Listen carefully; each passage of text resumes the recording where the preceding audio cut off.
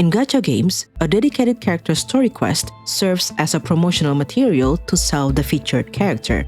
Having played a handful of gacha games, I rarely came across character story quests that are in any way impactful beyond it being a showcase of how appealing the character can be gameplay-wise.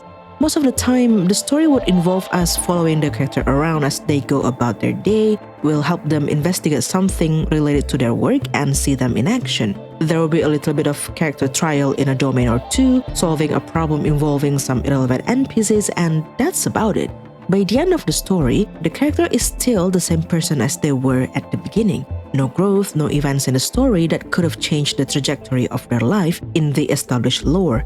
Which is why, when I played through Laevaitain's story quest, Let Fire Consume the Ashen Past, I was pleasantly surprised by how good it was.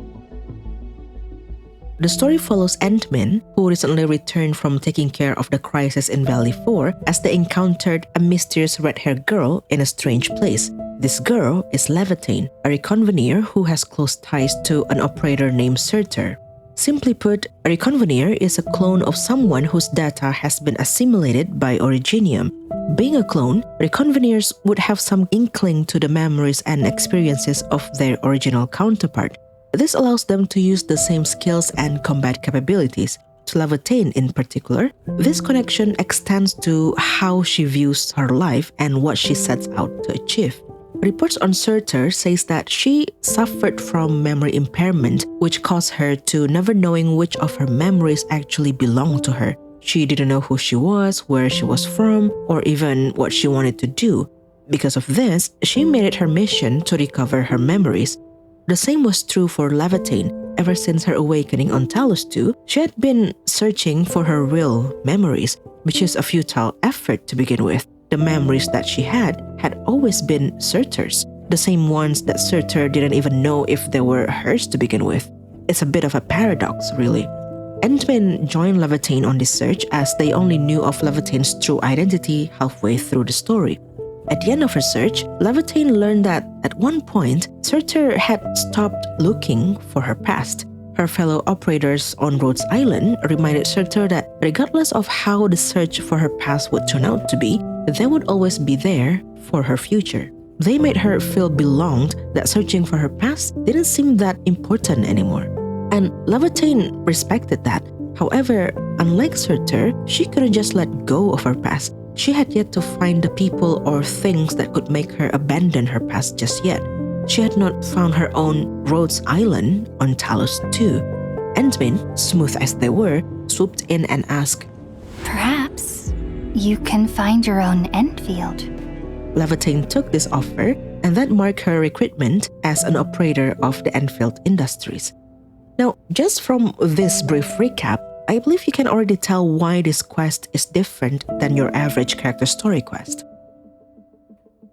First of all, it is not a day in the life of a character kind of quest. We were not following Laevatain around as she went on a mission assigned by Endfield Industries. Instead of a mission that would not matter much in the grand scheme of things, she was on a mission to recover her memories, something of great importance to her. If we are but a collection of our memories, then for someone like Laevatain, who is she without her memories? This is the all-encompassing theme of her story quest. Secondly, while most character story quests don't affect the status quo, it is not the case with Laevatain's. At the start of the story, she wasn't already an operator of the Endfield Industries. Just like other reconveners when they first awakened on Talos 2, she was off Rhodes Island. Only by the end of the story did she join the Endfield Industries.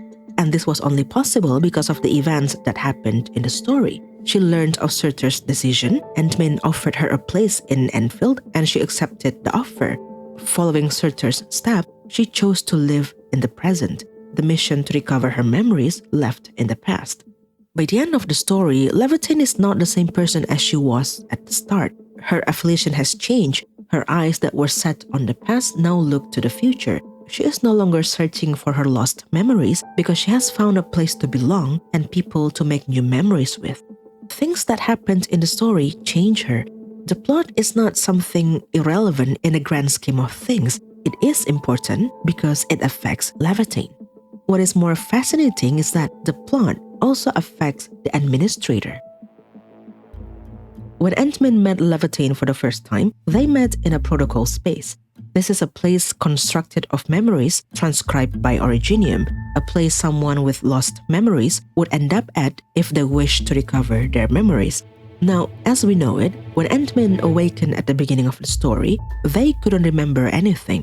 The only thing they knew was that they were the administrator. It was Perlica who later told them that they were the leader of the Endfield Industries. The more mission they took and the more people they met, the more they heard of people shouting their name in admiration. The people would recall Endmin's heroic feats in the past, their expectation of what Endmin would do in this period of awakening very much evident in their voice. Unfortunately, the main story didn't give Endmin time to digest all of that admiration and expectation. The factory must be established and the crisis in Valley 4 must be taken care of. There was no time for Endmin to question their role, let alone their identity. Not until we got to Laevatain's story quest, which canonically took place after the crisis in Valley 4 was resolved. Remember the overarching plot of Laevatain's story quest? If an individual is a construct of their memories, then who is Laevatain when she has no past to speak of? Endmin asked this question to themselves too. My childhood and home. Where are those memories buried? Who was I before I became the administrator? Sure, everyone regards Endmin as this great hero who once fought in the First Anglo War, who led the Endfield Industries to build Dijang, who planted the Great Oak to fight off the calamity brought from the Ether side, who entrusted the Endfield Industries with the mission to reboot life on Talos 2. It all sounds impressive, but is that who Endmin truly is? Is that all there is to them? What are they beyond their role as the administrator? What are they without the memories of all these heroic deeds to speak of? The simple lines give agency to Endmin as a character. This shows that Endmin is not just a blank slate for us players to view and navigate the world from. They are their own character with their own backstory that needs to be discovered. Further into their journey, Endmin and Laevatain saw what looked like an echo of Endmin from the past. This echo stood tall among the people who begged for their salvation. Unlike our Endmin, who is always willing to help, this echo asked why these people even thought that they were worthy of their salvation, condemning them of their greed and malice. Laevatain saw that and turned to Endmin like, Ew, that's the old you? Endmin didn't even know what to say to that. Were they actually like that prior to their recent awakening?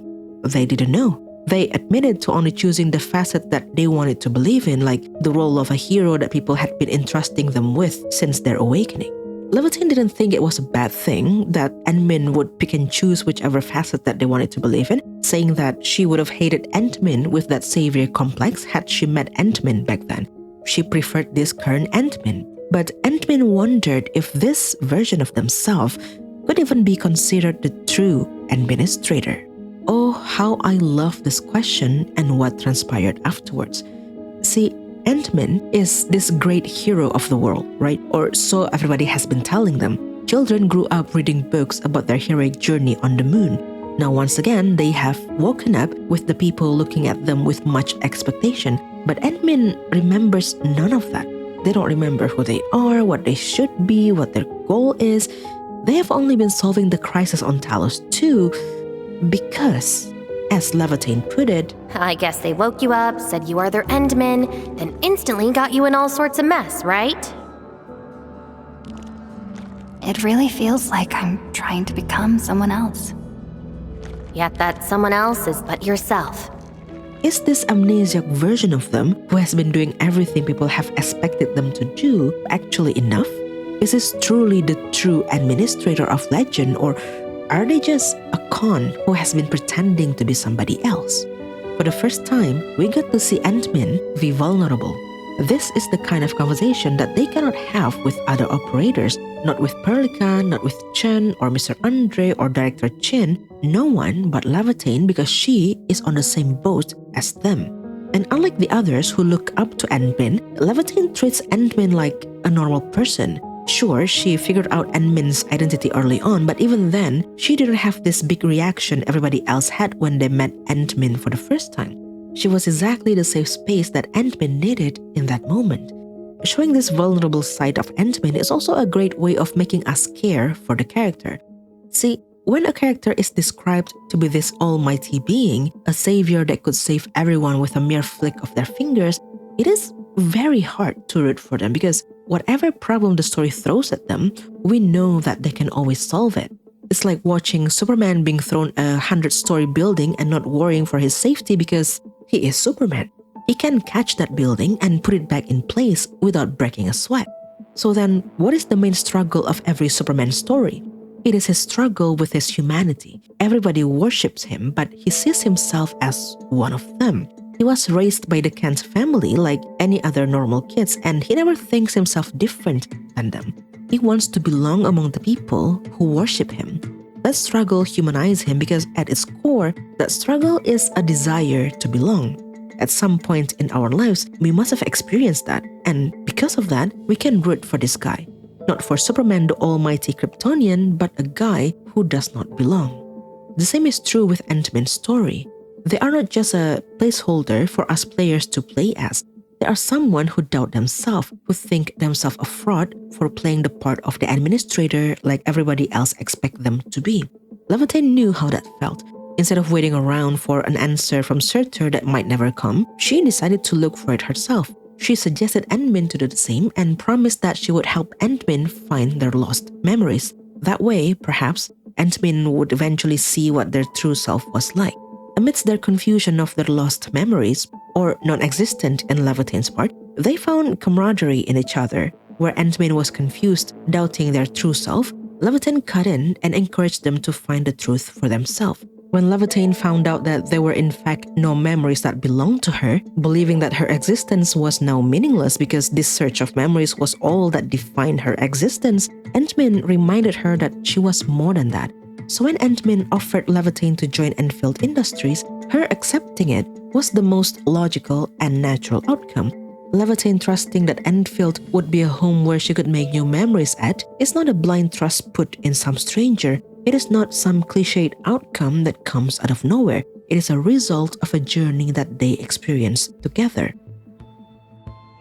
All in all, it is a great story, increasing my confidence in Arknights Endfield delivering more great stories in the future. My only complaint is that this is not a mandatory quest. Some people who love to let their character story quests pile up will miss out on this. If you don't want to miss out on this and future stories to come, Arknights Endfield is now available for download on Windows, iOS, Android, and PlayStation 5. Go to the official website now, link in the description.